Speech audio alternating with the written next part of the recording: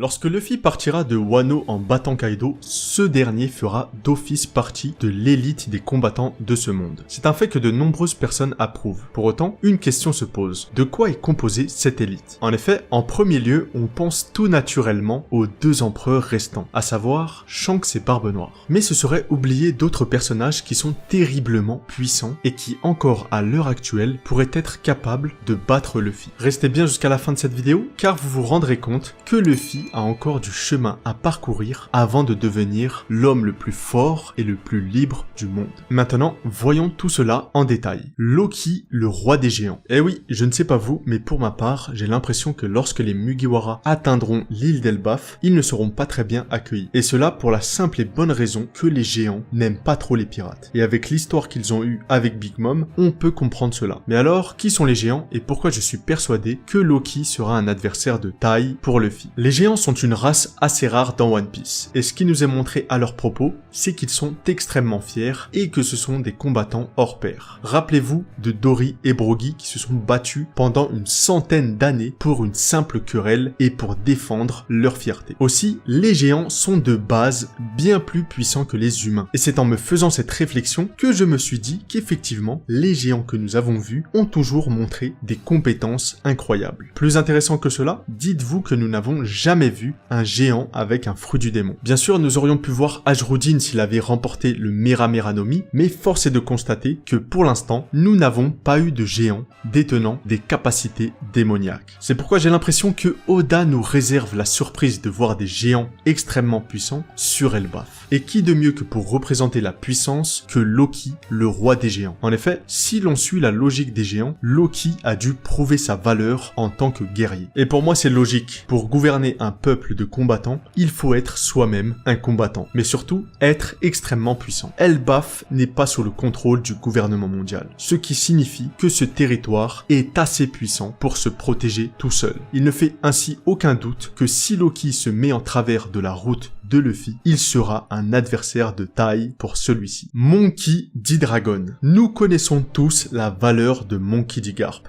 Nous connaissons aussi celle de Monkey D. Luffy. Et je pense que beaucoup seront d'accord pour dire que Monkey D. Dragon doit être aussi puissant, voire plus puissant que les deux autres membres de sa famille. Monkey D. Dragon est à la tête d'une des plus importantes armées au monde, les révolutionnaires. Ce dernier, contrairement aux pirates, n'a pas pour ambition de conquérir les mers, mais bien de renverser le monde pour y instaurer une politique plus juste. Ce n'est pas pour rien que Monkey D. Dragon est l'homme le plus recherché au monde. Ce n'est pas non plus pour rien que ce dernier est à la tête d'un groupe aussi important. Monkey D. Dragon est de loin l'un des personnages les plus puissants de One Piece. En s'affichant comme l'ennemi principal du gouvernement mondial, Dragon a la capacité de renverser ce pouvoir et à part les empereurs, personne n'en a la possibilité. C'est vous dire à quel point ce dernier est puissant. Bien sûr, il n'y a aucune raison que Dragon se batte avec Luffy. À moins que Luffy souhaite lui mettre une grosse patate pour l'avoir laissé lorsqu'il était enfant, je ne vois pas ces deux-là s'en mettre plein la gueule. Pour autant, il y a de grandes chances que Monkey D. Dragon apprenne de nouvelles techniques à son fils. Et je ne sais pas vous, mais voir un moment comme cela un jour me hype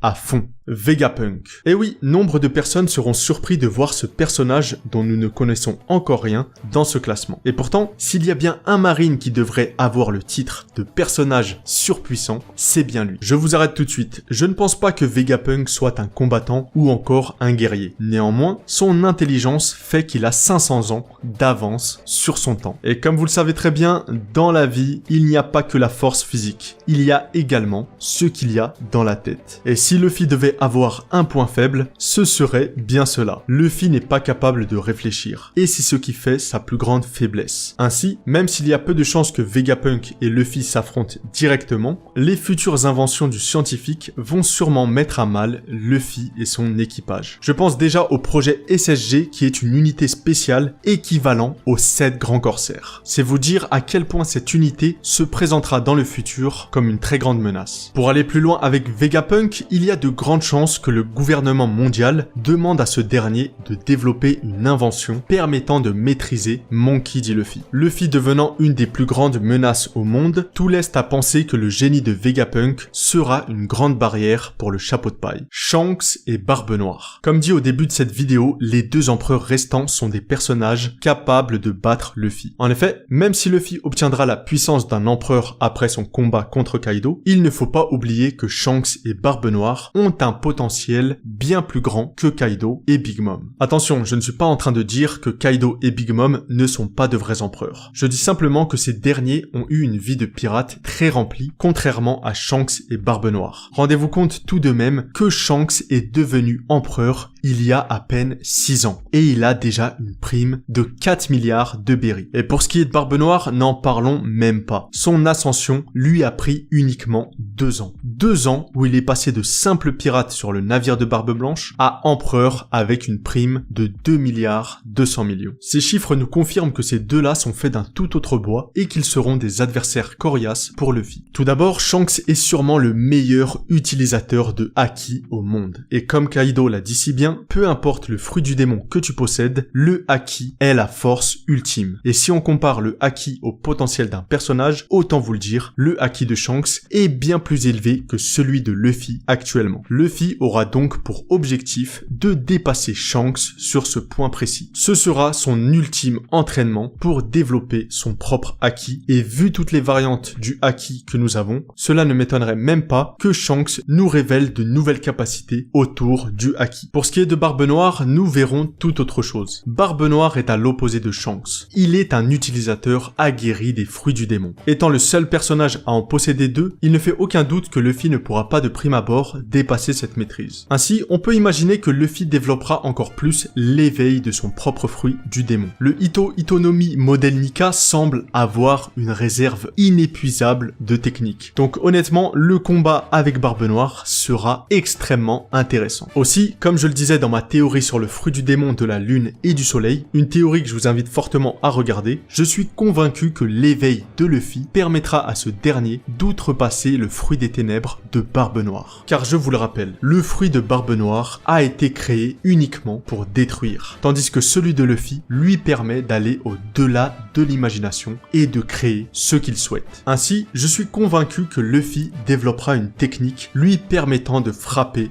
Barbe Noire en ignorant les effets du fruit des ténèbres. En tout cas, ce qui est sûr, c'est qu'avec Shanks et Barbe Noire, Luffy ne va pas s'ennuyer et va continuer à s'améliorer au combat. Rox Dick Shebeck. Considéré autrefois comme l'ennemi le plus puissant de Goldie Roger, si Rox Dick Shebeck est encore en vie, ce sera sûrement l'une des plus grandes menaces pour Luffy et tout son équipage. Autrefois capitaine des Rocks, cette légende avait sur son bateau des monstres tels que Kaido, Big Mom ou encore Barbe Blanche. Il n'y a rien de plus à dire. Si on a choisi d'intégrer Rox Dick Shebeck comme l'ennemi ultime du roi des pirates, qu'est-ce qui l'empêcherait de revenir à la surface pour devenir l'ennemi ultime de Luffy? Même si le parallèle qui vient avec Barbe Noire est évident, la fameuse légende tapie dans l'ombre dont parle Oda a toutes les chances d'être Shebeck. Et si c'est bien le cas, Luffy devra redoubler d'efforts pour le vaincre. Car si le nom de Rox a fait trembler le monde à une époque, ce n'est pas pour rien. Im-sama. Nous terminons par ce qui, je pense, sera le plus grand adversaire de Luffy. En effet, Im est probablement la créature la plus intrigante de One Piece. On ne sait rien de Im, mais tout laisse à penser que cette créature règne sur le monde depuis plus de 800 ans, c'est-à-dire depuis la création du gouvernement mondial. Et je ne sais pas ce que vous en pensez, mais la manière dont les 5 doyens vénèrent Im montre que cette créature possède énormément de pouvoir. Vous aurez remarqué que j'utilise le terme créature car je n'ai pas l'impression que ce personnage soit un humain. En réalité, en voyant Im pour la première fois, je l'ai plutôt vu comme un démon. Et dans les faits, je trouverais ça très intéressant car ce serait une belle ironie tragique. En effet, les dragons célestes considèrent les dits comme des démons, tout en ne sachant pas que c'est un démon qui règne sur eux. Ainsi, vous aurez compris qu'une créature aussi mystique politique se doit d'être extrêmement forte. Pour appuyer ce fait, je vous invite à regarder ma vidéo sur la voie de toute chose. Car pour ma part, j'ai l'intime conviction que Im maîtrise ce pouvoir à un niveau exceptionnel. En effet, en entendant tout ce qui se passe autour d'elle, Im serait capable d'entendre les lumières de ce monde. Cela expliquerait ainsi pourquoi le Conseil des 5 étoiles avait demandé à Im quelle lumière de ce monde il voulait éteindre. Dans la grande guerre finale, Im pourrait alors nous montrer des pouvoirs dépassant la raison. Cette créature serait alors le dernier mur à franchir pour changer le monde une bonne fois pour toutes. Luffy, le nouveau Joy Boy, devrait alors mettre un terme aux agissements de Im, le démon des ténèbres. Luffy parviendra-t-il à mettre fin à ce règne de plus de 800 ans? L'avenir nous le dira. Vous l'aurez compris, Luffy n'est pas encore arrivé au plein potentiel de sa puissance. Les adversaires que j'ai présentés sont tous susceptibles de le vaincre. Et même si Luffy est plus que jamais proche du titre de roi des pirates, il est certain qu'il se retrouvera encore une fois face à un mur. Car comme vous le savez, le monde de One Piece est tellement riche que les menaces peuvent venir de n'importe où.